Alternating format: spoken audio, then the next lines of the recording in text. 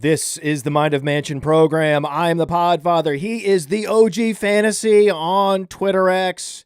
Back again. Thankfully, we have not been able to we're not going to lose him, guys. We're not losing him. Theo is still part of the family. He comes on shows with us. He participates in some of these, like our staff leagues, and whenever I need him, he's there. And one of my best friends in the industry, Theo Gremminger. Let's roll. Let's do it. Yeah, and shout out to we really enjoyed getting a chance to catch up with you.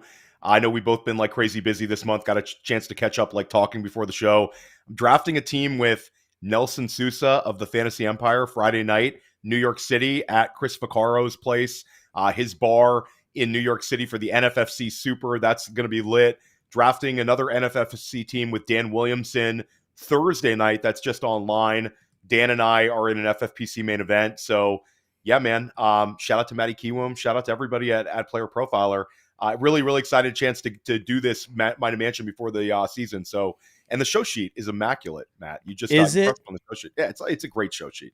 I'm glad. I yesterday I sat down. I was like, listen, I got a block of time here. I'm going to sit down. We're going to get some good questions for you. But first and foremost, so you're at Fantasy Points. You're doing a great job over there. I mean, you're an absolute machine. You even have content coming out at The Athletic. Yeah. And I'm like, how is he doing this? Like, this was the same thing that was happening at Player Profiler.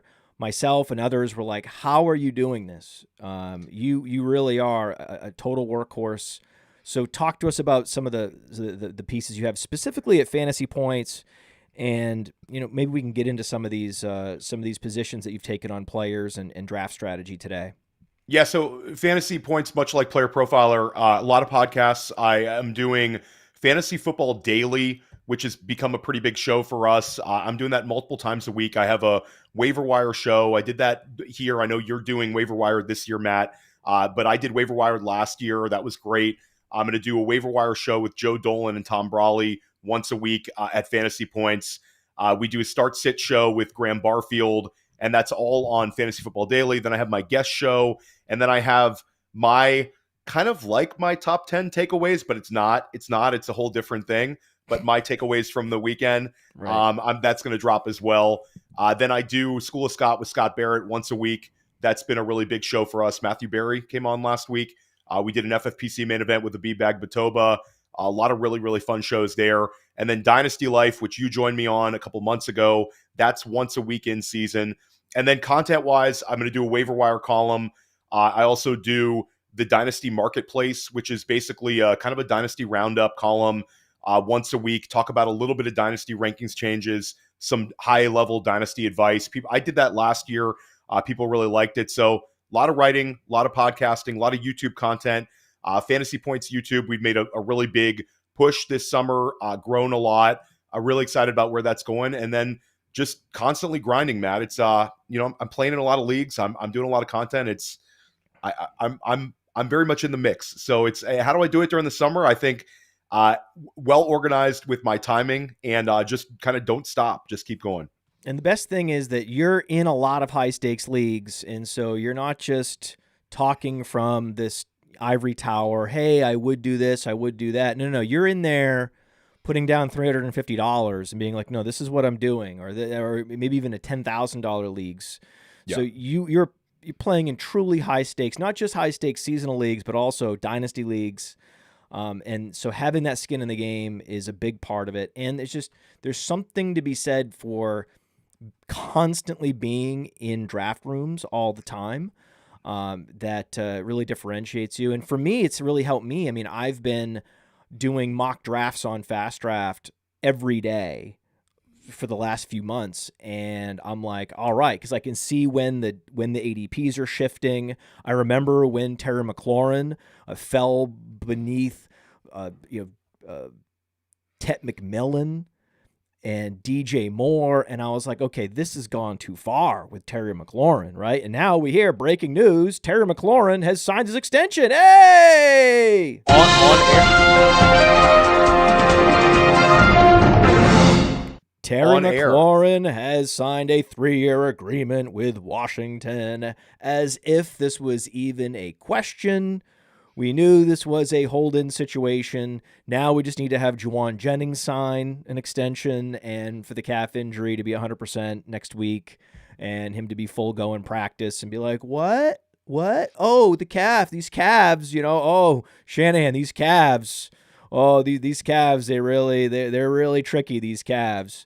And the next thing you know, the contract heals that calf up really nicely. So I think that's been a nice leverage point all summer is Terry McLaurin and then Juwan Jennings, knowing these guys are going to be fine. They're going to be the number ones. They're in great offensive situations. So thankfully, now that's all behind us, but we've already locked in our portfolio of Terry McLaurin. And then the beauty is on Fast Draft, you could actually do Daniels McLaurin, third, fourth round, the third, fourth round, the 3-4 turn. That was very, very available for a long time. And now that opportunity is gone, vanished. And all it took was the obvious thing we all knew was going to happen. Right. Yeah, the Commanders fan base was like turning on McLaurin the last like week. There's been like a lot of pressure to get him back on the field. I wonder what the final numbers are. I'm sure we'll find out in like the next hour or so. But yeah, it's great for Jaden Daniels. I think that the pathway for me, it's just the pathway for Jaden Daniels to be the QB1 overall is absolutely there. You wanted to see McLaurin get there, and even just having this timing where you have this week and it's not like 2 days before the season he signs or something wild, was huge. So getting McLaurin back is huge for that offense. I think Debo is going to be a big part of it. I know we're going to talk a little bit about Ja'Cory Krosky-Merritt, but they made huge improvements on that offensive line. Just so much to like about Daniels this year. It's just like one of the biggest storylines in fantasy, I think, is just can Jaden Daniels sort of break through and get that QB1 overall year? Very possible. Excited for him. We'll talk about it. I mean, I'll ask you. There's a big 6 quarterbacks. There's a tier of quarterbacks, a big 6, and then there's like a no man's land where there's no quarterbacks drafted for rounds, and then the Justin Fields and those guys start coming off the board. So we'll get into that. Your favorite of the elite quarterbacks. That's going to be a question, and I must say it is time to announce this because you haven't talked about it yet, and now is as good a time as any to talk about it, that I will be the host of the Waiver Wired show this year. That is true. So I'm glad you were able to mention that. I might have forgot to announce it had you not said it. And Pete Nova is going to be the host of Top 10 Takeaways, so we're very excited for that. And I'm going to be launching a new show, the Plays of the Week. And so I'm going to be early in the week, we'll be doing Waiver Wire. Later in the week, I'll be doing the Plays of the Week show. So that's going to be my show schedule.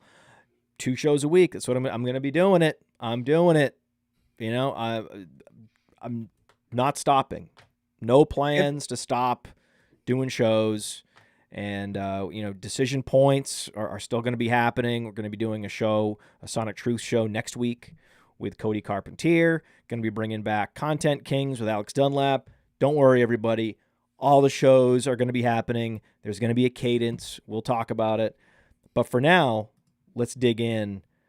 Your favorite draft strategy, hero RB, zero RB. Like if you had to pick a particular strategy that you found yourself implementing when you look at all your teams, I know it's not every team, right? But is there a lean? Do you lean in a particular direction when you're drafting for, when you're thinking about roster build, roster construction? Yeah, I mean, I've been doing a number of 2 running backs in the first 3 rounds drafts where then I sort of can just ignore the position until like round 8. And then I've also done a number of hero teams, and a couple of the hero teams I've sort of really pushed it and made them like extreme hero RB, extreme anchor RB, just the way the board's kind of broken down this year. Drafting was a lot easier about a month and a half ago when you were getting guys like Travion Henderson in round 5. You could get Tony Pollard in round 7. like little edges that are kind of gone now as ADP has corrected itself. So yeah, for me, I'd say most of my builds this year have been somewhat hero, but I have liked some of those 2 running back builds. Dan Williamson and I are in a slow main event draft, and we had in the 3rd, and then that sort of gave us the flexibility to really attack every other position, and really kind of build a really strong team that way. So I think the way that the 3rd round has sort of become this running back round, and then there was sort of a tier break drop off. That's been a round where I haven't been afraid to go running back. And again, I like some of the 1st round running backs. I like a couple of the 2nd round running backs. And then I do think that there's a tier break. So hero or double tapping running back, I wouldn't necessarily say it's a robust. It's sort of technically it's the bimodal draft strategy. It's the 2 running backs. How about RB squared? No, I think this. I'll shout out like the Pat Carrain had it for the best ball when he took down the best ball mania. I think it was a bimodal team where it was running back 1st round, 2nd round, and then he took Ramondre Stevenson when Ramondre had that really strong year, and he was like got him in like the 7th round, and then just sort of ignore running back. I think some of those teams look pretty good. So, you know me, Matt. I'm flexible in my draft strategy. I don't go into a draft saying it has to be this way. Certain drafts where you get the draft slot ahead of time, I'll go in and say, this is who I'd really like. And if I start my draft this way, I feel good about things. And those sort of lend themselves to, I guess, knowing sort of your running back strategy, depending on the slots. But a lot of times I'm just kind of zigging and zagging and trying to just build these monster builds. And it just sort of comes out a certain way. But yeah, the most of the time it's been hero, or it's been 2 running backs sometime early, and sort of avoiding some of the dead zone guys. I have drafted a good amount of RJ Harvey in round 5. I still think that's a potential edge to be had. So he's been there. He's been sort of my preferred running back inside of round 5. I've been hitting that.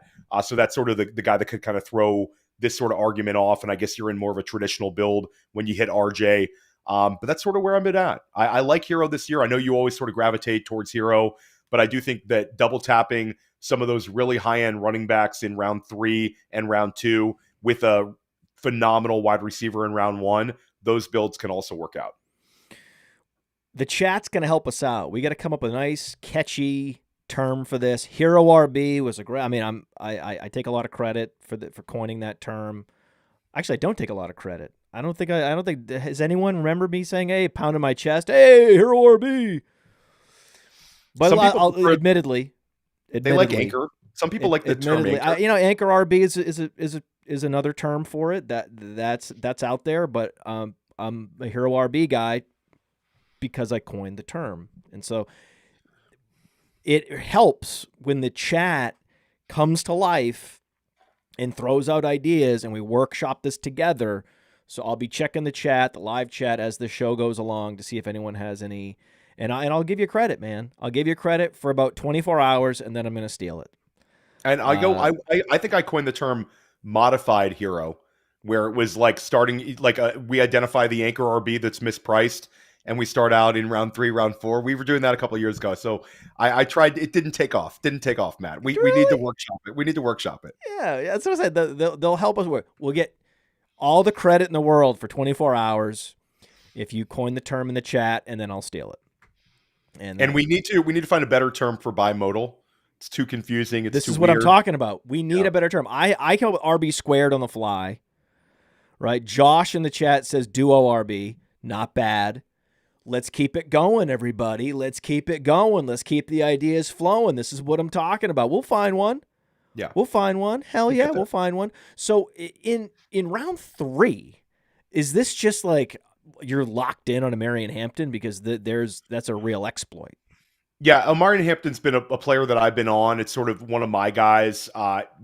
Dating back to my time at Player Profiler, I remember when we had a Sonic Truth with Jax Falcone, and I just had Jax and I just podcasted last week. Still doing a big shout out to the undroppables, undrafted.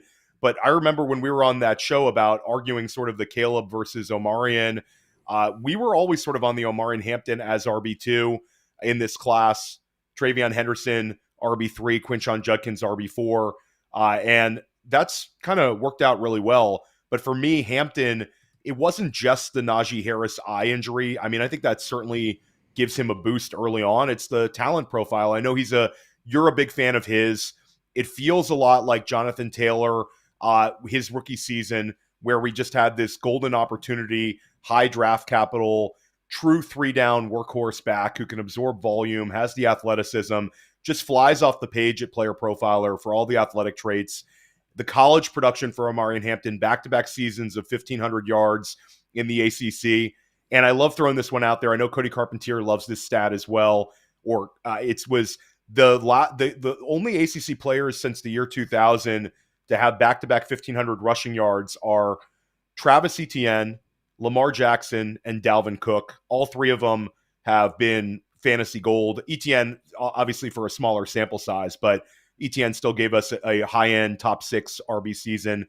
And when I love shaping narratives, Matt, I think like a lot of my content is this is going to happen. This is the narrative. And I think the narrative here with Omarion Hampton is it's Jim Harbaugh's career arc where we had Frank Gore, high volume as it gets during his time in San Francisco. His best Michigan team was with Blake Corum, the 2-year run where Blake Corum was just one of the best running backs we've seen in college football in recent memory.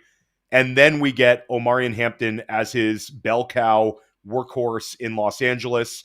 And I think that we're getting these discounts for stupid reasons where people will say, oh, Greg Roman says he wants to use 2 backs. Yeah, Greg Roman wants to use 2 backs. But at the end of the day, LA wants to win games.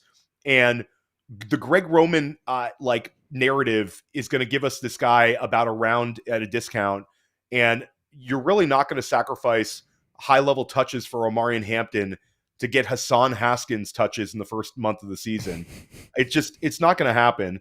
And Hampton's also a deceptively good receiver out of the backfield, which is not something we're going to see as a design in the Greg Roman offense, but he's one of these guys that I'm sure at the Player Profiler, Fantasy Points, whatever site you get your projections from, you'll see Omarion Hampton with sort of uninspiring reception total projections, but he's the kind of athletic running back who could be on the field a lot that could kind of blow that number out of the water by like 25% and just be like a really strong opportunistic pass catcher.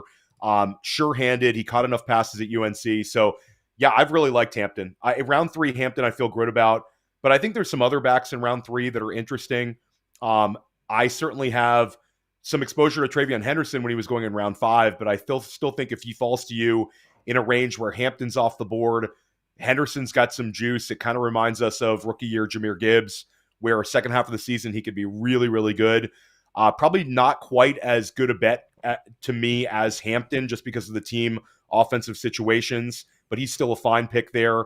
Kyron Williams, who I've never been a huge Kyron Williams guy, but I think he's set up to absorb a lot of volume. If you started wide receiver, he's just there in the 3rd round. And then Kenneth Walker is one that I have 3rd round exposure to. I certainly wish he was healthier, but I do think he's going to give you really high level points per game average when he's on the field. And we don't take zeros. So I'm not like completely opposed to Walker, but I do think Walker, you have to move behind those 3 guys. Whereas maybe 6 weeks ago, I would have argued for Walker being right there alongside of him. We'll talk about Seattle in a little bit. We'll just talk about I want to talk about Seattle in total because the whole team is interesting to me. I see some people stacking, some people onslaughting Seattle, and then I admittedly just don't understand it. And so we'll just talk about it, and we'll see if my criticism of these big Seattle drafters is mistaken. Maybe it is. Maybe it's not. I'm going to get your take on it.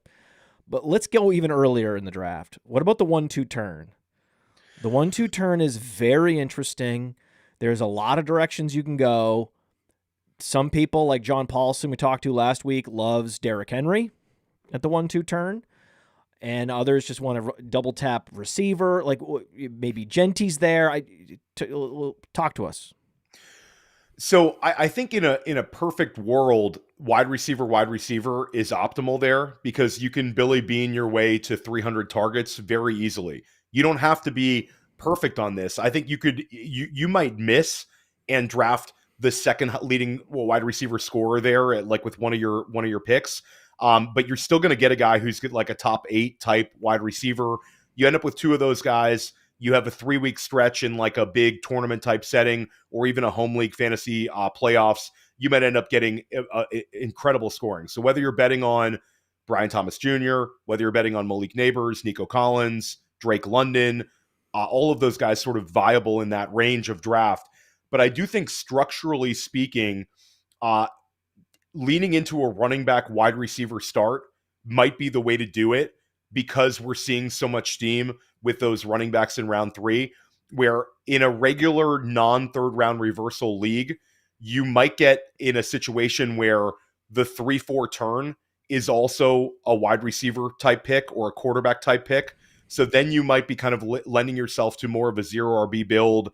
So it gets a little trickier if you completely pass on running back. But I think wide receiver is viable if you think you're going to get an opportunity to draft like a Travion Henderson at the 3-4 turn. And I know in some leagues the ADP hasn't really turned here. If your comfort level with Kenneth Walker's injury at the 3-4 turn and you're comfortable doing that, then you can get these unbelievably strong wide receiver starts. But I think if it's like an FFPC main event, I might just go wide receiver and running back and push one of those running backs into the turn. I'm still of the opinion that Ashton Genty at the 1-2 turn is going to pay off. I think we're getting into silly season, Matt, where you're having a lot of takes on the preseason production. Both of the Raiders are getting like knocked right now on like the timeline. And I think that we still haven't really seen what a aggressive Chip Kelly offense is going to look like for Bowers and Genty. So I think Genty is really, really potentially a strong pick for you at the 1-2 turn. Combine him with a wide receiver. I understand what John Paulson is saying. There's some really smart people on Derrick Henry there. I do prefer Derrick Henry when I can get him in the latter part of round 2. I just feel a little more comfortable. It's hard for me to take a Derrick Henry over like a Nico Collins, a BTJ kind of deal. But with Genty, I do think that there's a chance that Genty leads all running backs in touches this year. It's weird because we're talking about a rookie running back, and usually, Matt, when we have these rookie running back conversations in preseasons, we talk about these upside scenarios. I think with Genty, it's more of he's a very safe pick. I think his scoring will probably be more in line with like Clinton Portis rookie year than it will be Saquon Barkley or Zeke Elliott rookie year. I don't know if he has 22 points per game in him in the range of outcomes, but I think you're getting an 18 point per game type running back that is in a system that's going to utilize him a lot. His running back competition is overaged Raheem Mostert and Zamir White, who we sort of know what Zamir White is at this point. Genty, sort of like Hampton, I think the people doing projections, and projections are hard. Big shout out to Billy Muzio. He's one of the best in the game at this. But projections are hard. You don't want to go bombastic. You don't want to go over the top. You want to be very realistic and almost take like a very conservative approach with them so you look correct. But I think Genty is also going to end up catching more passes because he's going to be on the field so much. So, yeah, that's sort of a long-winded answer to it. But I think if your league is very sharp with ADP, you might feel better structurally about running back wide receiver. Yeah, if you're drafting at the 9 or 10 spot, Genty's going to be there in a lot of cases. Yeah. And then there's going to be a receiver there on the way back around. Who knows who it's going to be? Could be Puka. Yeah. Who knows? Could be, on the way back around, you're going to get a receiver, and it could be Drake London. And from Neighbors all the way through to, say, AJ Brown, that's a big chunky tier of wide receivers. And I've just come to the conclusion that the guy is Drake London. That Drake London is poised in so many ways and for so many reasons to be the one you want, to be the alpha on the right team at the right time in the right season. Everything is lining up all the way through to this Darnell Mooney training camp injury. Every single thing is lining up. Have you heard like crazy negative reports about Michael Penix? No. No, no, it's Has been Michael positive. Penix been super erratic in practice? Has he embarrassed himself? Absolutely not. It looks like Penix is going to be a great late round stacking partner for Drake London on Fast Draft, in Best Ball, but in any format. I really, really think that we're going to look back and you're going to see Neighbors and all these guys. I love these players, but 100 catches last year. It's just with a quarterback with one leg. He had a one-legged Kirk Cousins, and he caught 100 passes. Now things are really going to open. Their schedule actually gets slightly more difficult, so they're going to be in more shootouts. They're going to have to throw more. As you know, I think Carolina is going to offer a little more resistance than they did last year to Atlanta, and it just seems to me that like the upside case. What if Penix is really good? Who's talking about that? Like there's just and there's no downside because he already had 100 catches with a quarterback with one leg. So I'm trying to figure out who has the highest upside and the lowest downside, and let's mix these things together. He's actually more in line with like a Justin Jefferson, in that Justin Jefferson has a new quarterback, a second-year quarterback who's fairly unproven, but he is the undisputed alpha, and he himself can raise that quarterback to another level. And I think Drake London can do a lot of those things. And so there's actually more similarities between London and Jefferson than there is London and some of these other quarterbacks in that tier.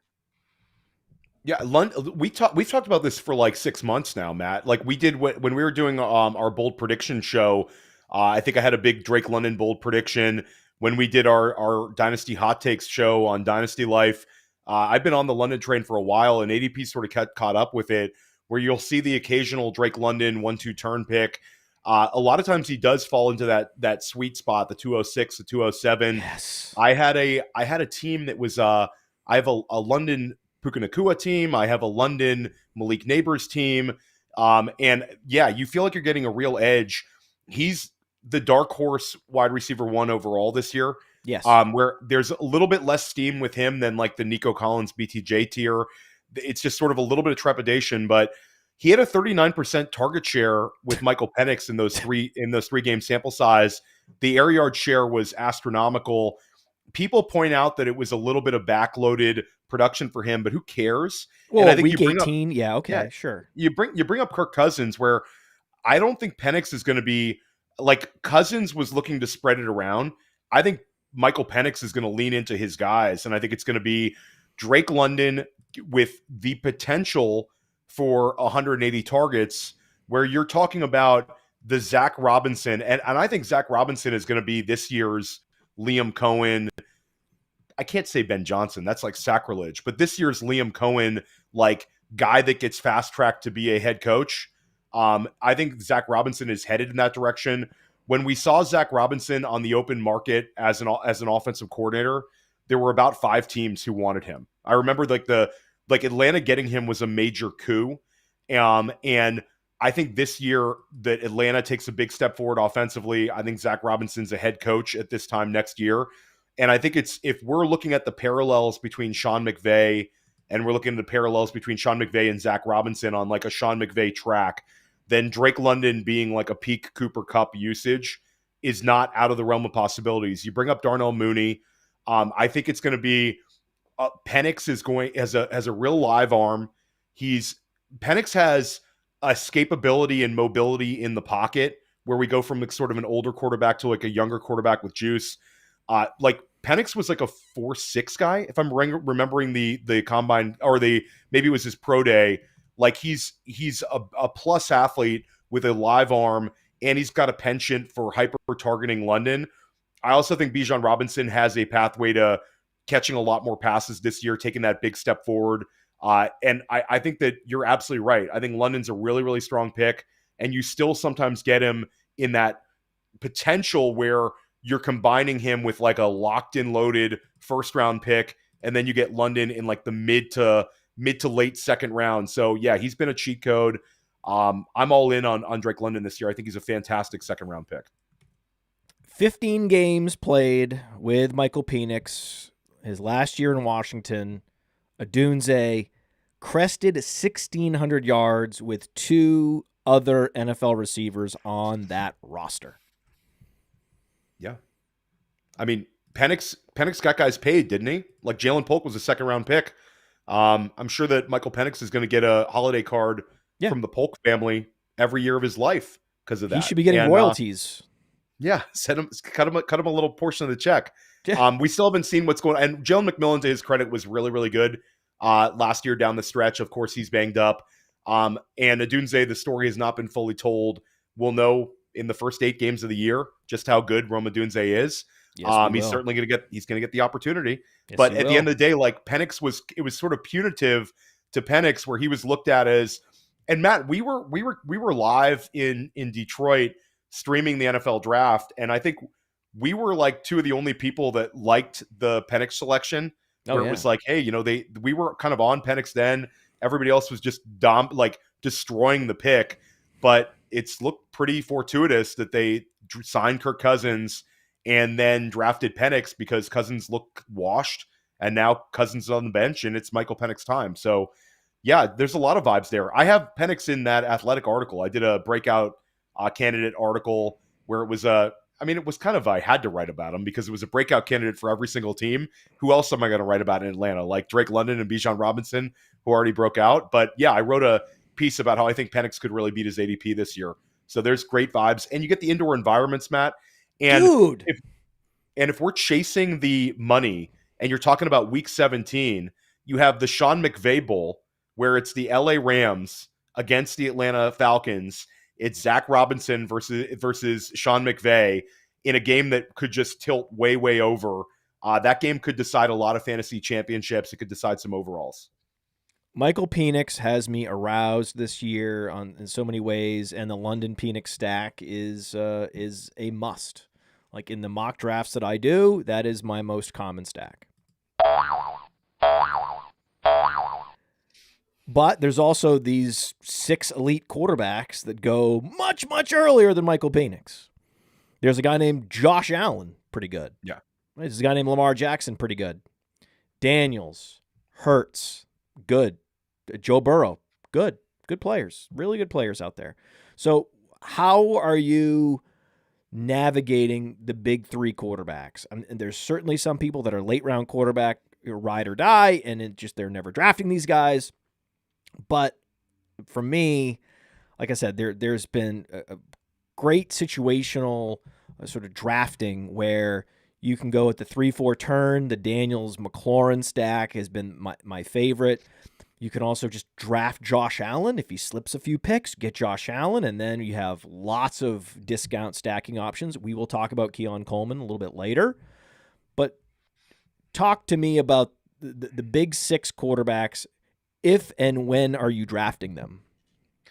Yeah, so I think that this is a year where I'm open-minded to waiting on quarterback, but when the situation presents itself, taking one of these early quarterbacks I think is an edge and not some square pick where it's going to hurt you.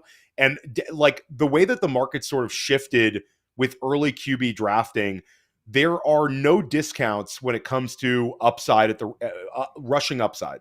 Like you can make a case that Drake May is a really good value, sort of where he's going because he's got potential to have 700 rushing yards or maybe even a little bit more. Justin Fields, certainly you can make an argument. But those guys, we still have question marks about the offense, whereas the big 6 quarterbacks, we really don't. It's the offensive situations are fantastic. Their potential that they're some of the highest scoring teams in all of the NFL. And it helps you avoid landmines. So I'm sure that there's people watching our 3rd round discussion saying, I understand what Theo and Matt are saying, but I don't really want to take those running backs in round 3. And I get it. They're going in round 3 for a reason. They're not first round running backs. It's sort of the traditional dead zone where if I dive into early QB, I avoid a potential landmine. And as confident as we are as drafters and as rankers and as identifying draft targets, there are misses year in, year out. We usually don't miss on the elite quarterbacks, at least recently. There's been very few times where we've said, this is the top 3-4 quarterbacks, and then one guy ends up just completely falling on his head. Last year, the two quarterbacks that really failed were guys that we rose up in ADP, sort of steamed up, and maybe overestimated their ability to deliver as like breakout candidates. But it's not like Anthony Richardson. You talking about or CJ Stroud? CJ Stroud and Anthony Richardson. So, but those guys are talking about more like the 5-6 level, maybe 6-7 level in most leagues. When it comes to Lamar Jackson, Josh Allen, those guys aren't failing. And Jalen Hurts certainly is about as safe as it gets. Jaden Daniels, I think he could be QB1 overall. And Joe Burrow has in the range of outcomes of Peyton Manning 2013 50 touchdown season in him. He's the one that gives people a little bit of pause because you don't get the elite rushing upside. Touchdown rates are not as static, and you're betting on a ton of touchdown passes. But again, he's probably the best bet to lead the NFL in touchdown passes. So basically the way that I've viewed quarterback in a lot of these drafts is I love Jaden Daniels inside of round 4. I think when he goes into round 4, I have him in 2 FFPC main events in round 4, one with Dan Williamson, one with Scott Barrett. Dan and I took him at the 3-4 turn, like you mentioned. And I took him with Scott. He fell to like the 406 or 407 or something. Fantastic. And Abib Agbatoba was in that draft with us too. Big shout out to Abib. So we had Jaden Daniels, 2 FFPC main events in that 4th round. I also think Jalen Hurts in round 5, tremendous value there. Jalen Hurts, like, you get him in round 5 where you get falls the to round 5. He falls to round 5 sometimes. It's Ooh, again, you have to roll with the punches when it comes to early QB. It's usually you can get like the trigger is QB1 goes off the board, Josh Allen or Lamar Jackson. What I've been seeing recently is because there's so many common Jamar Chase with 2 running backs at that 2-3 turn, where you'll see so many builds this year where it's Jamar Chase with Jonathan Taylor, Josh Jacobs, and or you'll see Jamar Chase with one of those 2 high volume running backs, and maybe they'll push T. Higgins up looking for that Joe Burrow stack. So people to Isn't differentiate, that dangerous? I think so, but it's just so common too. I mean, you can get sniped by some jerk. Yeah, you think you can get Burrow at like whatever the next pick is? Well, 5-6 turn. I'd say it's like a 55% outcome, maybe 60% outcome that you get him at that 5-6 turn. Usually Burrow's been falling into the 6th round. Well, especially if you get both. Events, yeah. The nice thing is the argument for going Chase and Higgins is that then you preclude one of your league mates from having one of those stacking companions. So especially in best ball, the argument to hoover up Higgins is it's a blocking bet. It's to block. So I'm going to get Taylor and I'm going to get Higgins, and I'm going to block anyone from having a stack companion wide receiver with Burrow, ensuring that Burrow essentially slips 5 spots to me. And so it feels like a huge weighty bet to go 2 receivers in the top 3 and then potentially not be in line to stack with their quarterback, their respective quarterback. But you are, by drafting those 2 quarterbacks, you are stacking the deck in your favor in a way, a round or 2 from that point. Yeah, I mean, again, it hasn't necessarily been like my strategy, but I see where kind of people are going with it. It's like push the chips in Bengals. I've actually made the argument recently that I think in a major best ball type setting, a Chase Brown, Joe Burrow correlation is going to be way less common and could have some there could be like some plus value in that, because if Chase Brown takes a big step forward as a receiver this year, again, maybe you get a little bit more Chase Brown scoring. Regardless, I just think it's a good point. No, Chase Brown, because of his pass catching ability, he's a nice option. It's easier on Fast Draft because Fast Draft is 10 teams. Chase Brown is often available at the end of the 2nd round, but it's tough to get him. Like if you go Chase at the 101, sometimes it's really hard to get Chase Brown at the end of the 2nd. He's gone. Yeah, Chase Brown's it's one of these players that you can't predict where he goes in drafts anymore. Right. You'll see a couple of these. You're going to see a couple of these 1-2 turn Chase Brown picks in Vegas at the end of the month, where you get some of these live drafts where things get a little different. I think people are going to steam him up. People really, really like Chase Brown. He might end up getting overdrafted end of the month. I have some Chase Brown bags packed. Again, Dan and I just took him. I think he's fine, but not necessarily at the 1-2 turn fine. I think that's sort of like you're drafting him at his peak. Whoa, yeah, that's a little. Yeah, it's a little much. That's a little I much. mean, little much. Have you seen him go ahead of Derrick Henry? Yeah, I've seen him go ahead of Derrick Henry a more than a few times. At the end of the day, there's always going to be people fading because of age. Right. Fading Yeah. because of age. Like it's going to exist until the end of time. Um, we've talked about it, Matt, where we've had 3 straight years where it's a 27-year-old running back finishing as the RB1 overall for 3 straight years. It's like this wild streak that will almost assuredly come to an end this year unless Josh Jacobs has like the greatest Josh Jacobs season ever, and then we get 4 years in a row with 27.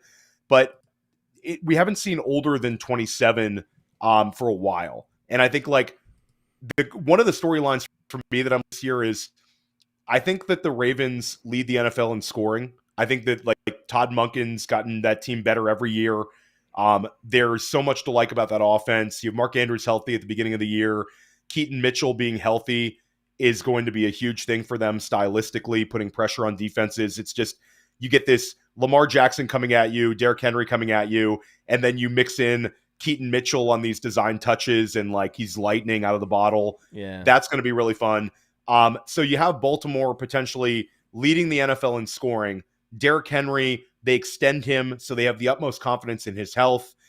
Unless Baltimore runs away with it and they end up sort of like resting Henry towards the end of the season a little bit, which I could see happen with a team that's got Super Bowl aspirations. Henry versus Curtis Martin. Curtis Martin has the highest points per game average of any 31-year-old ever.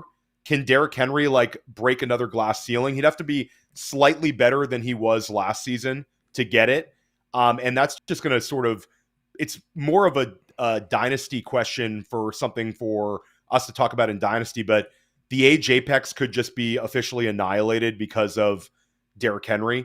And also, could we see a Saquon, a Christian McCaffrey? Can one of these old guys make it 4 years in a row that we have like 27 or older finish as the RB1? I don't think so. I think it's a Bijan or Jahmyr Gibbs get the RB1 overall this year. But if it doesn't happen and it's an old guy again, it's a real fun discussion for us in fantasy.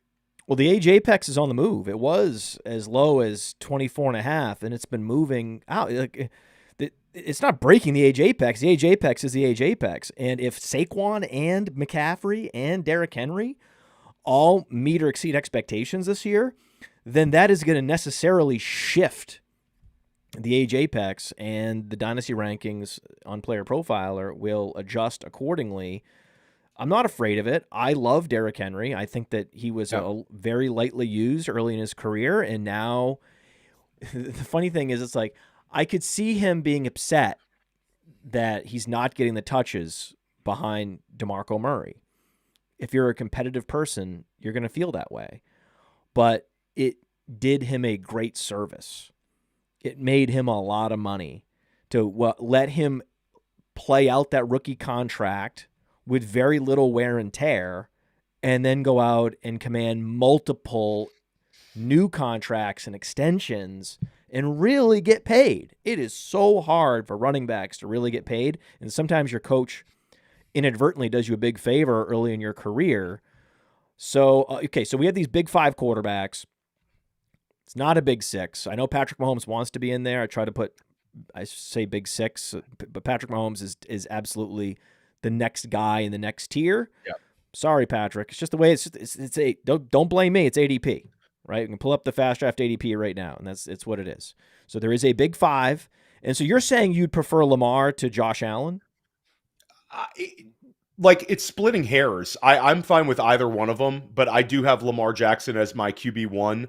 I did a top 100 PPR rankings. It's due for an update. It came out like 3 weeks ago. It's free over at Fantasy Points. You can kind of see where my PPR ranks are at, and I did write-ups for each player, and I had them all back-to-back, Matt. So it was like a real cop-out where it was Lamar, Jaden Daniels, Josh Allen, but I ranked them slightly higher than ADP as a saying, I really like these guys in round 3. They're all viable. Jaden Daniels obviously the best value, but yeah, I think it's Lamar Jackson. I think he's the MVP, and I get the arguments against Lamar where he had such a high level of touchdown passes last year, but I just think it's the Todd Monken offense, Lamar Jackson playing at this incredible high level, and it's like the Baltimore Ravens sort of revenge tour where they really want a Super Bowl. Do they come out and just put it on people early in the year, and you get these Lamar Jackson spike weeks? And Lamar is still, with all due respect to Jaden Daniels, who I think can do it,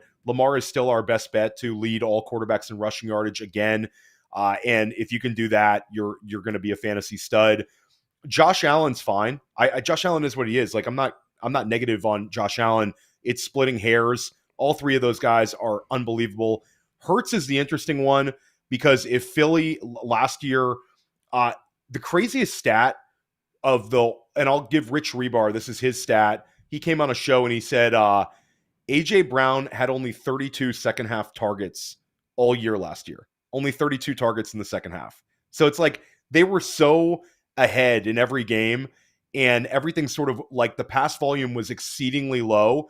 If the pass volume goes up a little bit for Jalen Hurts this year, could Jalen Hurts be a guy that just crushes his ADP? Because he's automatic around the goal line. That's a static part of his game. The spike weeks are going to be there. And can Philly just be a little bit worse than last year and have to play in more potential close games? So Hurts, I just think it's sort of betting against Philadelphia being like quite as good, a little bit of a Super Bowl hangover. They're still going to be a playoff team, but maybe they don't get home field advantage in the NFC. Maybe they have to fight for home field advantage a little bit more. That sort of thing kind of goes through my head where it's sort of the range of outcomes for Philly. They're going to be awesome, but can they just be a little less awesome than last year? And can that be a benefit to Jalen Hurts having to pass the ball a little bit more, the offense being a little bit more open? So that sort of makes Hurts interesting. There's a certain safety level with drafting Jalen Hurts inside of round 5. You talk about being able to avoid landmines, avoid the risks in round 3 with Allen and Jackson. The landmines get landmindier, riskier, landmindier. Yeah, landmindier sure. Yeah, inside of round landmindier. 5. Why Yeah, not? we'll run with it. Landmindier risk. So, I like that. yeah, so there's some nasty land. No cliche alert yet, and we're already like an hour in. That's a huge thing, Matt. Huge thing. No cliche alert. Yeah, I might sneak in a cliche. I might sneak in a cliche. Don't. I think you're fine. on a complete roll. We've had boner sound effects. We've had explosions. No cliche. This is what I want. This is Good. We're just elevating the show with our. That's it. That's all we're.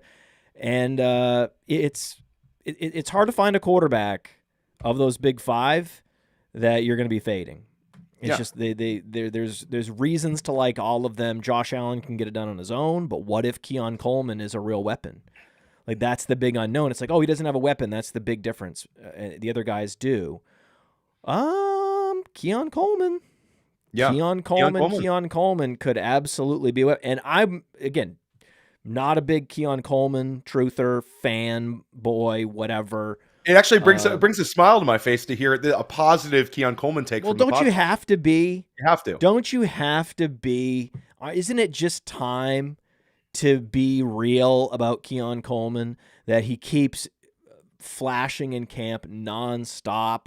The coaches, the players, everybody loves this guy, and he's just making plays. He's making, and Josh Allen puts people in a position to make plays. It takes the pressure off a little bit in that there's more defensive attention on Josh Allen, and it gives you a little bit more room to operate, and that's probably all he needs to really smash. And his ADP is, I think, silly. I think that for a while there, you could build around a strategy of making sure you got Igbuka, given his ADP, the inefficiency there, and then it shifted to Keon Coleman. Yeah, Keon Coleman, 2 years ago to the date almost, he was putting 3 touchdowns on LSU. They had that big opening game win for Florida State. They had that wonderful season, and Keon Coleman had a 3 touchdown catch game. So, like, that game was sort of the wake up call. Keon Coleman, the narrative on Keon Coleman, it's almost like people are legally required to point out that Buffalo took him over Ladd McConkey when making a take on him. It's sort of a tired one. I know we've had to do it because it was such a egregious pick at the time, but I think like it's going to look way less egregious potentially. Yes. Coleman's incredibly young. He had a couple of games last year where he flashed, and I think that this could be it, where it's such a wide open wide receiver room, and it's such a wide open who gets the end zone targets type situation, where Coleman, he's absolutely got a shot, and you're using sort of a low end wide receiver 4 pick on him, where he's different than Gabe Davis was, but we have seen Josh Allen lean into these big-bodied, athletic wide receivers, and that the Gabe Davis breakout was like the end of his year 2 and year 3, and I think that there's some parallels there to Keon Coleman being like the touchdown guy for Josh Allen. Could Keon Coleman be a 10 touchdown catch player this year, and that's his pathway? I know we love betting on guys that are high target earners, but if Coleman could sort of defy expectations a little bit with the targets, you certainly like him as an upside wide receiver bet in that range where he's going alongside some guys that I think all have sort of like chinks in the armor. And Coleman, it's a speculation bet, but if you can get him as like your wide receiver 4, potential to put him in the flex, I think it could be a hammer. Yes. And what's great about Josh Allen is Josh Allen, if you want to build Josh Allen correlation, all of those guys are close to one another now, especially in FFPC. I did an FFPC strategy article that's free over at Fantasy Points where I went round by round with targets. It sort of applies to home leagues and certainly leagues like NFFC too. But I talked about how it's clustered correlation for Allen, where if you want to fade what Matt and I are talking about with Coleman and you want to just bet on Khalil Shakir in the slot, he's going almost alongside Coleman now. And then Dalton Kincaid going very close to those guys. So you can get a correlation play with Josh Allen and bet on just one of these clustered receivers that are still young, kind of separating themselves from the pack and sort of beating ADP. I think that's a decent way to play your Josh Allen. Last year, it was Josh Allen. You could easily combine him with James Cook. James Cook has come up a little bit, so that's sort of a little more difficult to do. You'd have to basically use the 3-4 turn to make that thing happen. And I have seen it, but it's a little bit more of a heavier bet. Whereas I just bet on Josh Allen, I take one of those 3 guys, and then in 20 round drafts, take Josh Palmer and just see where this thing goes. Shout out to Billy Muzio's favorite player of all time, Josh Palmer. You can get him in round 15. Not really, but Billy does love Josh Palmer. Like I know, I like Josh Palmer this year. I'm telling you, the backdoor stacking that you can do with Kincaid and Palmer and Coleman. I'm not a drafter of injured players, so Shakir, I respect Shakir. I respect a lot of players that are hurt. I respect Godwin. I respect I just don't draft them. Yeah. And it served me very, very well for the last decade. Just avoiding. You got a shout out. I was on a Michigan radio show, and it was one of those things where it was like this was last week, and I'll pull up let me pull up because I'll give these guys a shout. I don't know the exact ticker, but it was you know what? I can't find it, but these guys were fantastic. And you know what, Matt? The guy I get on there, and the guy's like, real excited to have you on. And he's like, I've been listening to Sonic Truth for a while. I used to love listening to you and Matt Kelly together. And I'm like, oh, that's awesome. And then he gave you a shout out. We talked about an injured player. And he goes, yeah, it's an old Matt Kelly adage, don't draft injured players. And I'm like, Matt would love to be listening to this right now. So yeah, you got a shout out on that show. Once in a while, you'll be like, oh, darn, I guess he is back and healthy and he was a decent value after all. Yeah, okay. That's one example. And then you go back to 5 other guys that you're just praying Jesus that you avoided, right? It's like, oh my God, imagine if I had drafted that guy. Oh my God, imagine if I had drafted that guy. He's starting out on the pop. Oh, the injury just resurfaced. Yeah, guys, this is it. If you can get through training camp and preseason healthy, that's a huge indicator. You have a huge season. That right there. And then a guy like James Cook, he didn't really participate much in training camp. And then he signs the contract. He's in there. But he's not the passing down guy in Buffalo. The passing down running back is Ty Johnson. And Ray Davis is a breather back. And if you watch Hard Knocks, it's clear they respect the hell out of Johnson in passing downs. They whoa, slow down. Like, I like Ty Johnson, but you guys need to slow down, calling him elite satellite back. Like, okay, I get that he's good, but in real life, this is what happens. Is that yes, you sign the contract, but you're not necessarily going to get the same role you had. And a guy like Ty Johnson is there. Ty Johnson is fast. Ty Johnson is reliable. Ty Johnson knows his assignment, pass protection. And then he's got Ray Davis rotating in like every third series. So for me, there's just, whether it's Kenneth Walker, Kyron Williams, whether it's James Cook, all these guys after Marion Hampton and Travion Henderson are dangerous. And there's receivers and especially quarterbacks. But I'm just saying that is an argument to draft one of these top 5 quarterbacks, is that it's you get upside, and it's a nice little pivot away from some of the risk that these running backs in that zone have. Matt, you're having a mic issue, so I'm going to monologue Ty Johnson while you fix it. Definitely a random Podfather mic issue. The chat is saying it. I'll talk Ty Johnson. It was sort of a repeating mic thing, which I don't think, if anybody's hearing it on me as well, then that's an issue. Okay, so Matt's fixing it. Are you hearing again? Can you hear me? I'm still. We're still hearing the repeat mic. Oh, it's like it's like a double. It's I think you should. I'll talk Ty. I'm gonna leave and come back. Okay, cool. Okay, cool. So I'll say for Matt's point, I think with James Cook, it's the problem with James Cook is James Cook was 50% snap share guy that ran pure with so many touchdown scores. So for me, that was a guy that when he last year was pick, this year has not really been a player that I'm looking to draft at like that 3-4 turn level. I have plenty of exposure to Cook still in Dynasty, but for me, I think Matt has a really, really strong take about the Ty Johnson, where Ty Johnson's just sort of not going away. I think that with Josh Allen, you can double tap running back in a best ball format where a Ray Davis in like round 12, Ty Johnson potentially in round 20. That's viable. And just plain old round 20 Ty Johnson, plain old round 20 Ty Johnson has been pretty good. Matt, I can hear you. Sound pretty good. I'm back. There he is.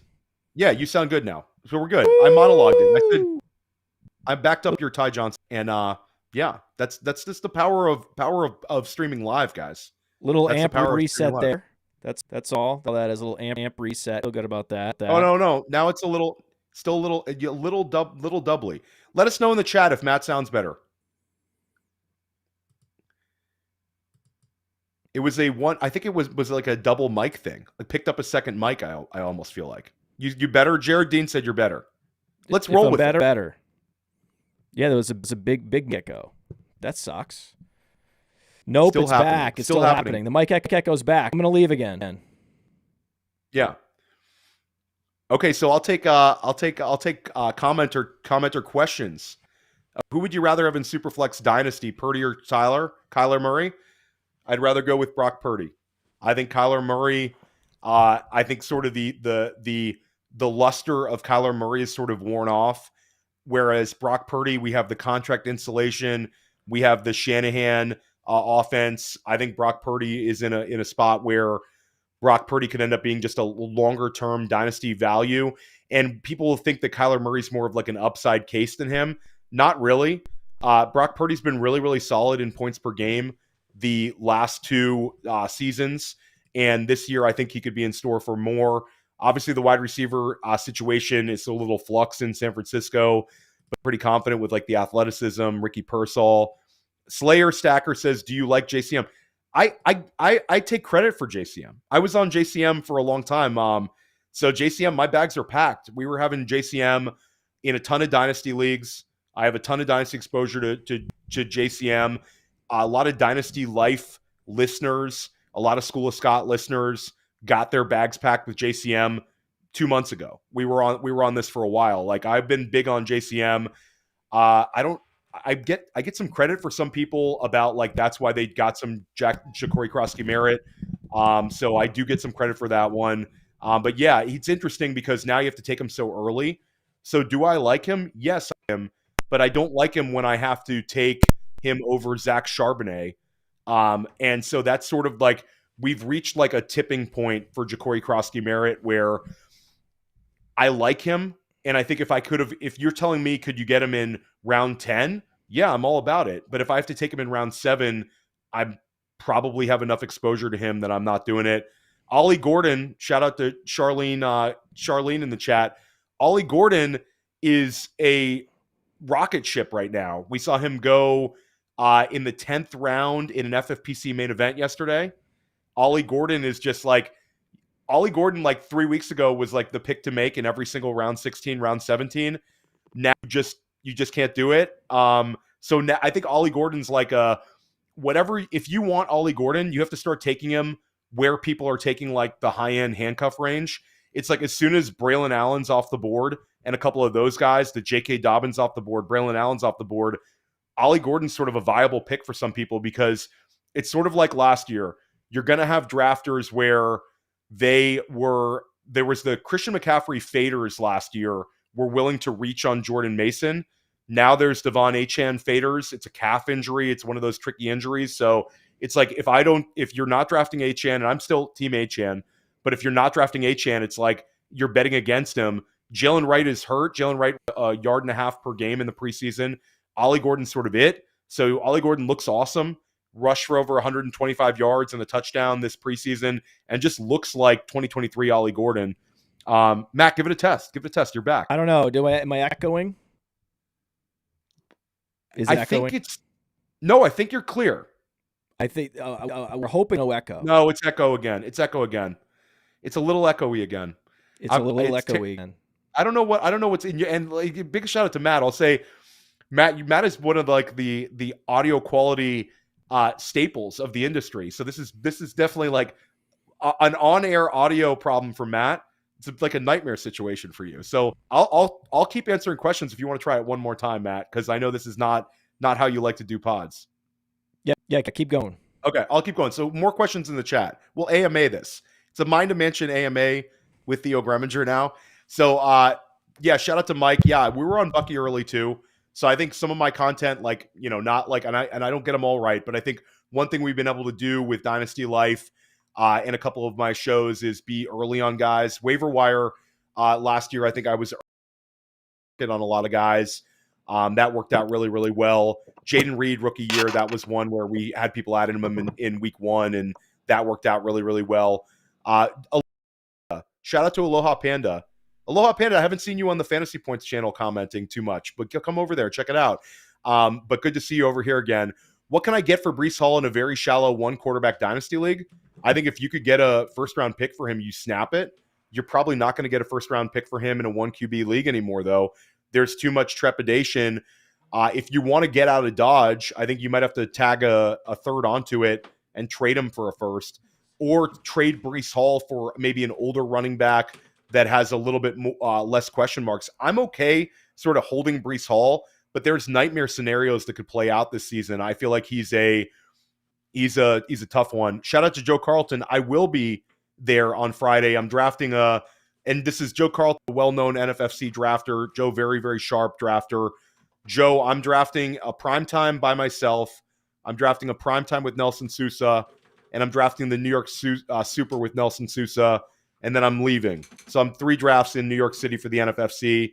I'll look forward to meeting you in person, Joe. Charlene, your thoughts on Keaton Mitchell? I think Keaton Mitchell is a priority handcuff. Keaton Mitchell is really cheap, and if Derrick Henry misses time, I think Keaton Mitchell will be a massive waiver wire ad. I think that like the market is still banking for Justice Hill to be kind of last year's Justice Hill. I think Keaton Mitchell sort of like relegates him into strictly a role player, and Keaton Mitchell has the juice. unbelievable explosive runs, and playing next to Lamar Jackson on that team. If you give me 3-4 weeks of Keaton Mitchell, I think he would be ranked as like the RB16 or like that range, like mid-level RB2. If it was like Derrick Henry missing a week and Keaton Mitchell, so I like him. Random stuff says, is Olave going to be the Keenan Allen, Devonta Smith, and Kellen Moore's offense? If somebody hits on New Orleans, I think it is going to be Olave. He's never had lower than a 23% target share in any season of his career. I haven't really been drafting him a ton, but 7th round, you like Chris Olave, you're not going to get a better price ever. Shout out to Evan Joyce, says Miami will be awful, avoiding all of them. I get the fear, but bad offense doesn't necessarily mean we're not going to get players scoring fantasy points. Let's see, Matt. You back? Test. Say one more thing, Matt. How do I sound? It's still echoey. I don't know what's going on. Now it's still echoey? Yeah, it's still echoey. I don't know. We had this problem before we podcasted, and there was like one thing and you fixed it, but yeah. Do I sound the same though in terms of level? Your level sounds good. It's just there was like a little echo. Let's try it one more time. I don't know. Is it still echoey now, everybody? No, everybody just echoed, but not every word is echoing. It's like your last word. It's very odd. All right, I'm gonna let you keep going. I'll be back. Okay, cool. Shout out. Somebody said I did well with the Matthew Berry podcast. Yeah, we had Matthew Berry on School of Scott. That was a fun podcast to do. I'm in a Dynasty league with Matthew Berry. That's sort of how that all came into play. And Scott Barrett's in that league as well. Really, really was awesome to podcast with him. It really generous with his time, with his takes, and yeah, just like a really like a cool dude as well. I've had a chance to interact with him. Sometimes, it's you talk to somebody who's like reached a certain level. It's not always the case, but Matthew Berry was an awesome guy. So big shout out to Matthew Berry. Very, very fun thing to do. I'll keep taking these questions. RJ Harvey or Travion Henderson this year only. Jorge, I'm going Travion Henderson. I think Travion Henderson has a pathway to being the number one option in the New England offense. I love RJ Harvey, but I think second half of the year, Travion Henderson could just be unbelievable. And just as like sort of like a mental exercise, which one of those players could be a first round pick in 2026 drafts? Travion Henderson is the answer. So for me, it's Travion Henderson, but I am drafting RJ Harvey inside of round 5. Take a couple more. Let's see. Any good questions here? There's some Isaac Tesla stuff, and I know Matt and I were going to talk about it. Isaac Tesla, like, wrong with these skill position players. He's hit on everything in a row where David Montgomery, huge hit. Jared Goff trade, huge hit. Amon-Ra St. Brown in the 4th round, huge hit. Jahmyr Gibbs and Sam Laporta, same draft, huge hit. Jameson Williams, a hit talent-wise, only 1 year. You could give him an incomplete on that pick because Jameson obviously had 2 years where it wasn't getting anything. But like Isaac Tesla, they essentially gave up the equivalent of 3 third-round picks to get him, and Tesla looks awesome. So we don't want to fade Tesla. I think we have to pay attention to him doing it on this organization, and he's still cheap in Dynasty. Unbelievable athlete. He looks like Kenny Galladay out there. Looks like Detroit Kenny Galladay. Just that level of size and athleticism. So let's try the Podfather one more time. How's this? No, now it's worse than before. It's even worse than before. Okay. Yeah. I'll keep checking this. Is Jaden Higgins the real alpha in Houston? I love Jaden Higgins like as a prop. I do worry that we're going to get a lot more Christian Kirk than we thought. And the pathway for Higgins is being the number 2 target in Houston. So I think it's interesting. Like, I think in some leagues, Jaden Higgins is going to get cut early in the year. And you might be able to pick him up in sort of a second half bet. But I do worry about like having to draft him alongside a guy like a Keon Coleman. I think that's it's a tough one. Gogo Jin says, are we fading Brashard Smith unnecessarily? No, I think Brashard Smith in these 20-round leagues is going to pack bags on. Brashard Smith, it's Pacheco is sort of like is what he is, but Brashard Smith is going to have a role in the passing game from the get go. I think they like him. I don't think they trust him as a running back yet, where they've talked about his inexperience as the one full season at SMU. Kansas City sort of talked about like maybe they don't fully trust him as a running back. But Brashard Smith becoming Jerick McKinnon 2.0. Pacheco goes down with an injury, and this offense takes a step forward in the passing game where they're being super. I don't see why Brashard Smith can't be a second half of the year guy. Shout out to Jared Dean. Where are you with Jaden Reed? I'm Team Matthew Golden. I'm Team Matthew Golden. I like Tucker Graff. Jaden Reed starts falling. You can draft him, but if he's close enough to Golden, I'm Golden every single time. Matthew Golden, you're starting to steam up in like FFPC, NFFC, going inside of like 6th round, 7th round. People are all in on him. So if Jaden Reed falls to like round 10, 11, I get it. But I think this is Matthew Golden. Jaden Reed won't be on the field in 2 wide receiver sets. Shout out to Jamie Parag. I hope you're doing well, Jamie. Ja'Cory Krosky-Merritt or Scatabo. JCM, baby. It's Corey Krosky-Merritt over Scatabo, 100%. Is that a Marvel reference with I think that is. I don't know. Maybe the name sounds interesting. Happy Hudson. Thoughts on Cedric Tillman with the Browns passing volume? I think Tillman's fine for best ball. I've sort of liked the idea that they're going to be very tight end centric. I think that David Njoku, Harold Fannin Jr. are really fun, and I love Jerry Jeudy. Not like he's not like my must draft, but I think Jerry Jeudy is priced in ADP to deliver an ADP win. You get him in round 7, round 6 kind of maybe gets round 5 value. Let's see. I'll take another one here. Edward Feliz. Adonai Mitchell has the league-winning profile. 2024 best wide receiver class in decade. Buy second-year wide receivers. Yeah, I love buying receivers. I think there's a lot of them that are looking good. Adonai Mitchell is super interesting because reporters are all over him, where Adonai had this unbelievable camp. And certainly, like, Daniel Jones is better for Adonai Mitchell than Anthony Richardson would have been, where I think it's a big hit to Alec Pierce, and Adonai Mitchell has a pathway. If Josh Downs stays banged up, does Adonai Mitchell get that slot usage that we saw at the beginning of last season? I'm not sure. But Adonai Mitchell, like, athletically is an absolute freak, and the vibes are incredible right now. Josh Peschke says, ended up with Goddard, Dalton Kincaid, and Arroyo. Viable in FFPC. It depends on Kincaid. I think Kincaid, if Kincaid comes out and plays well, and I think Brett Whitefield at Fantasy Points is very much in on a Kincaid doing well this season. If Kincaid comes out and plays well, I think that team's got juice. Dallas Goedert, you get the free look at the beginning, so you get a Goddard game at the beginning of the season. And Arroyo's the interesting one because I love Arroyo, the talent. He's been sort of a guy that I pound the table for. But I do think he's one of these guys that might get cut early in the year in fantasy leagues and be more of like a Chig Okonkwo, Pat Freiermuth path, second half of the year type guy. Okay, so Eric, no comment on, is my question Torrey Horton or Deontay Thornton?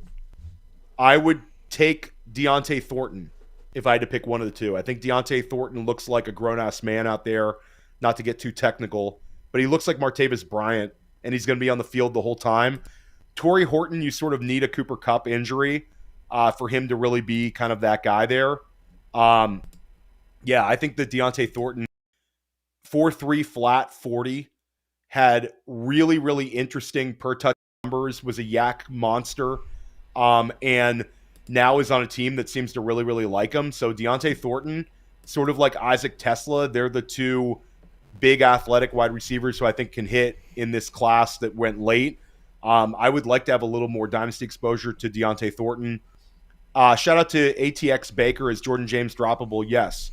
I'm dropping Jordan James. Brian Robinson shows up. You still got Garendo on that team. I'm dropping Jordan James unless it's a super, super deep dynasty format.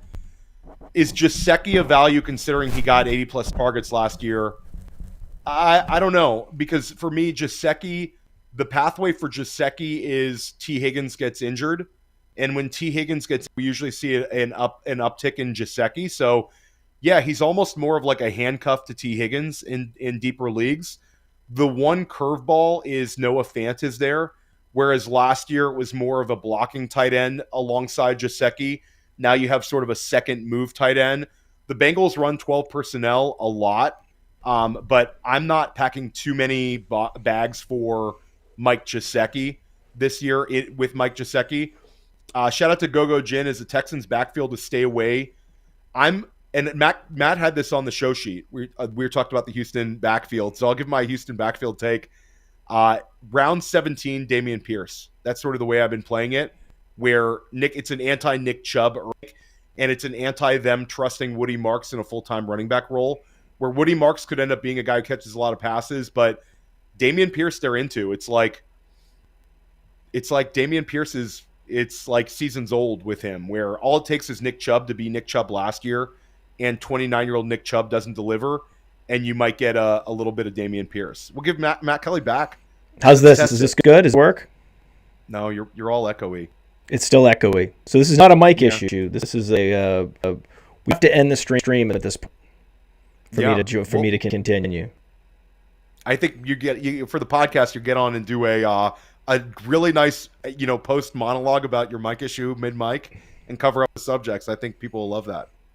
Theo, you want 10 more minutes of Q&A and then we'll shut it down? Yeah, I'll do 10 more minutes, and this we got to do this again really soon, Matt, because you said the word Ty Johnson and the football gods struck your house with lightning for going too deep in the running back talk.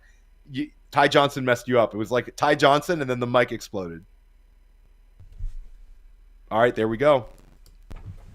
All right, so I'll take 10 more minutes of questions here, guys. Oh, Ryan says I'm cutting off every once in a while, too. Could this be an eCam issue right now?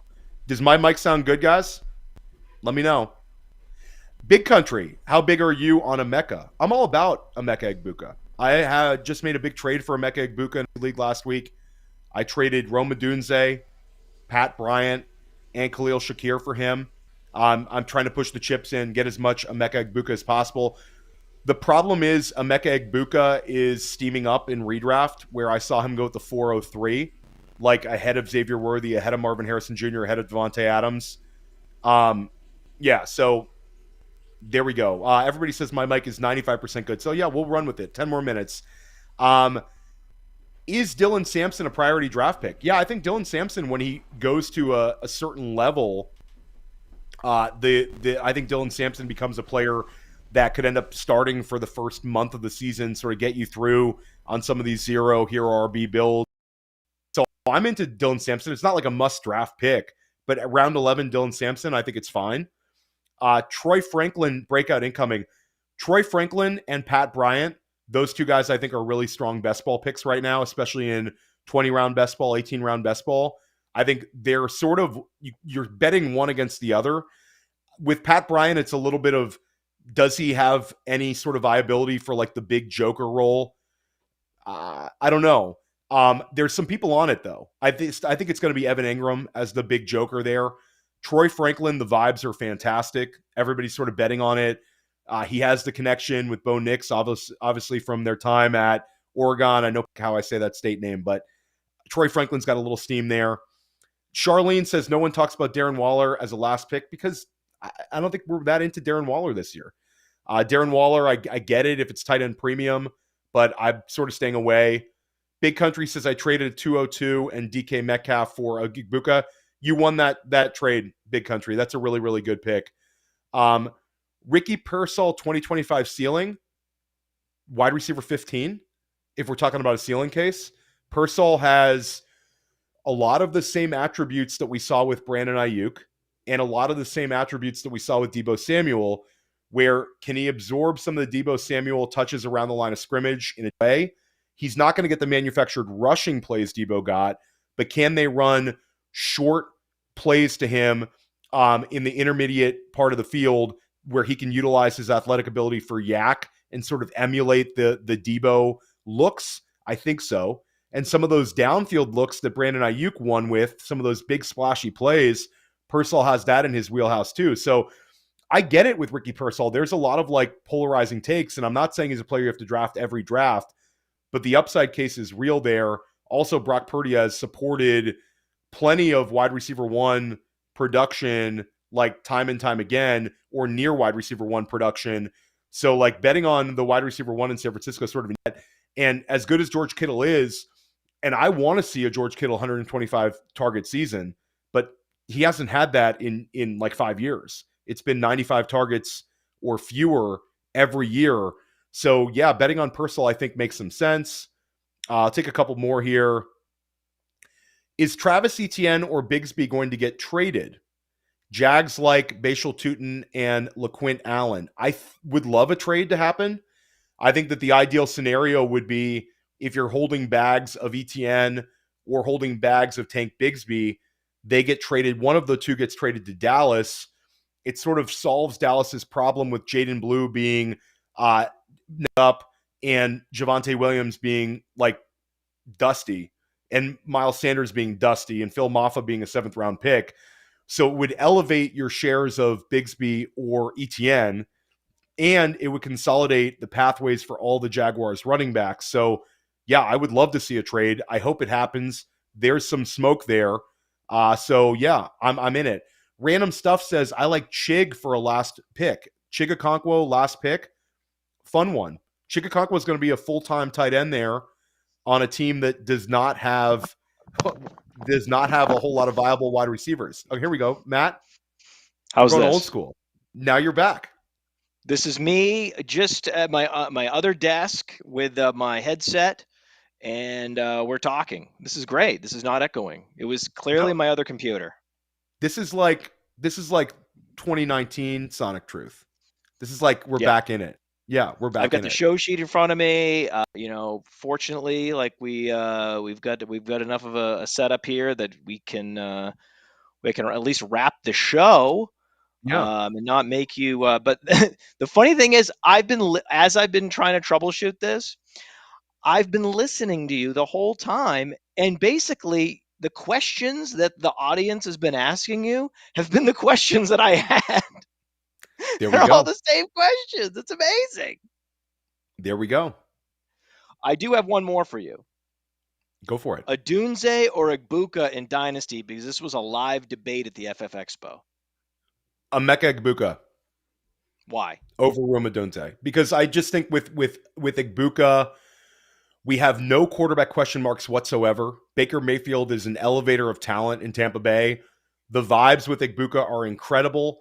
Year one production still matters for us historically, Matt. I get it. If Odunze comes out and is this incredible year two breakout, then everything's sort of forgiven. But Egbuka can this year in Dynasty can be outscored by Odunze and still leapfrog him everywhere. The bar is a little bit smaller, and I think when it comes to Egbuka, we just have to lean into it. There's this much like the vibes in Tampa Bay. It's very similar to last year, what we saw, where everybody in the Tampa Bay told us Bucky Irving's going to be a guy. Everybody told us Bucky Irving's going to be a guy. The beat reporters, the coaching staff. Tampa Bay hides nothing, and Emeka Egbuka I think is going to be a massive hit. I think Egbuka is going to end up the season with more receptions than Rome Odunze. I think Emeka Egbuka is going to lead Tampa Bay in receptions this year. More catches than Mike Evans. And it's that sweet spot. We've seen a bunch of these guys hit, Matt, where you've talked about a lot of times these higher drafted wide receivers. We've seen a bunch of you've seen some big failures, but this little sweet spot of drafts where 19th overall pick Emeka Egbuka, it's a very similar draft capital to JSN, very similar draft capital to Brian Thomas. And dare I even say the name? Am I allowed to say Justin Jefferson? It's very similar to Justin Jefferson, where Justin Jefferson coming out of LSU, we heard all these slot limitation arguments about him as a prospect. Tampa Bay doesn't see Emeka Egbuka that way. They see him as a guy who can play all over the field. And I mentioned the Dynasty trade I made. I sure hope it's Emeka Egbuka over Rome Odunze in Dynasty, because I just traded Rome Odunze, Khalil Shakir, and Pat Bryant to get Emeka Egbuka in a Dynasty league. So I triple tapped to get Egbuka. Looks like JJ is going to win this one going away. Listen, Odunze could still roar up and be the alpha, blot out the sun, but DJ Moore, I'm with you guys. It was a process for me to get there, given just how much I love Adunze. Not necessarily that I'm anti Egbuka at all, but he's just going to keep marching up the dynasty rankings. Who's more of an overcooked turkey? Is it Mike Evans or is it Tyreek Hill? I think there's a little bit more safety with Mike Evans right now if you want to play it that way. The upside is definitely goes with Tyreek. And Tyreek's come down in drafts where he was going at the 2-3 turn. Now you're able to get him a little later. I took Ted McMillan over Tyreek Hill in a live FFPC main event draft the other day that I drafted with Scott Barrett, and there were some people very critical of that pick. So Tyreek's going next to guys like Tet, guys like Devontae Adams, guys like Marvin Harrison Jr. I get it. And if you had, you're looking for a guy who can go give you 18 points per game in that range, it's certainly Tyreek. I just think there are some landmines with him. I don't love the vibes recently, and I've been leaning into Tet sort of in that range and just betting on Tet McMillan being this massive breakout wide receiver that the market's not really banking on. Matt, we talked about this, before back on Sonic Truth about like Tet is the kind of guy that's going to command a very high level of targets, and he's 6'5", 210. And we believe in Dave Canales' offense. We have the sample size of Bryce Young hyper targeting his number one option. There's just so many good vibes with Tet McMillan. You got to use a 3rd round pick in NFFC. You've got to use a 4th round pick in FFPC. But I think he's going to pay off. And we're very good. Like, we've been on track with this, Matt, where we've said like Neighbors is going to get a ton of targets rookie year. We were right. We said Brock Bowers is, we had Brock Bowers as the number 1 ranked tight end in Dynasty when I was with you at Player Profiler, well ahead of a bunch of other places. And we sort of like made the like glass half full argument for Vegas as like a pathway to being the number 1 target, like spot on. But the one thing that we never sort of like, we're always like, these guys could get 135, 140 targets. Why can't Tet McMillan go nuts this year and get 165 targets? It's just been the way the NFL has been going, where you've had a top wide receiver scorer that's a rookie in 4 out of the last 5 years, and we still underrate guys like this in ADP because it's always the fear of the unknown, the wait and see it first drafter, like sort of on your shoulder like a little devil, and just embrace the upside with Tet. Tet's a real one. I feel like Fantasy Points, Player Profiler, every site you get your Dynasty rankings from, you're going to look at like game 5 and he's going to be higher in Dynasty rankings than he was in game 1. Yeah, love Tet McMillan. I'll get you out of here. Just a couple more questions. Sure. Brees Hall, we do. It's a tough one. Brees Hall's a tough one. You're sort of stuck with Brees. I think that in Dynasty, selling Brees Hall now, if you're going to sell Brees Hall, it should be in a 2-for-1 deal where you're using Brees Hall and another player that has some value to tier up to something. Selling Brees Hall low, I wouldn't do it because he does have the window where when he goes out on the open market at the end of the year, I think he'll be treated like Tony Pollard was when Tony Pollard left Dallas, and some team is going to sign Brees Hall. The only argument against that will be if teams have him red flagged as an injury concern. Does have the injury history, but I think Tony Pollard outcome for him, where he's going to get a second lease on life, is there. And you have the curveball where he could get traded at the trade deadline this year. If they're getting enough out of Braylon Allen and they really don't want to extend Brees Hall, do they trade him at the trade deadline? Does he go to a team that's running back needy? Do we get a Brees Hall bailout? I did my bold predictions article at Fantasy Points. You can read that one for free. And I dropped 25 bold predictions for 2025. Not top 10 bold predictions, Matt, like we've done. I did 25 bold predictions and a 26th one. One of the bold predictions was Braylon Allen leads the New York Jets in rushing yards, and Brees Hall gets traded at the trade deadline to Dallas. And we get this blackjack split in Dynasty where Braylon Allen gains all this value as a 21-year-old running back, and Brees Hall gets the bailout on one of the best offenses in the league. So, yeah, I'd love to see Brees Hall get traded. But, yeah, I think you just suck That's for that reason. You cannot trade him in Dynasty. You got to just ride this out. Ride it out. And if you lose, you lose. But at the end of the day, you're probably going to get a lifeline where he at least regains a little value at the end of the year. All right. Give us a bold prediction. Get us out of here. Play us out here. Bold but make it at least 20 to 30 seconds because I gotta, Yeah, there we go. Jaden Daniels leads the NFL in rushing yardage, and Jaden Daniels finishes as the QB1 overall. It's a streak we have with these truly elite quarterbacks. You had Patrick Mahomes in 2018, year 2 quarterback, wins the MVP. Lamar Jackson, 2019, year 2 quarterback, wins the MVP. Jaden Daniels, 2025, year 2 quarterback, wins the MVP, is the QB1 overall in fantasy football. From the Podfather to you, I deeply appreciate you tuning in. And many ask, what can I do? What can I do to help support the hosts, the research they do, the production costs? Go to PlayerProfiler.com, Dynasty Deluxe, World Famous Draft Kit, Rankings, DFS Dominator, and of course, data analysis. Subscribe to any one of those, and you support all of us and take Player Profiler to the moon.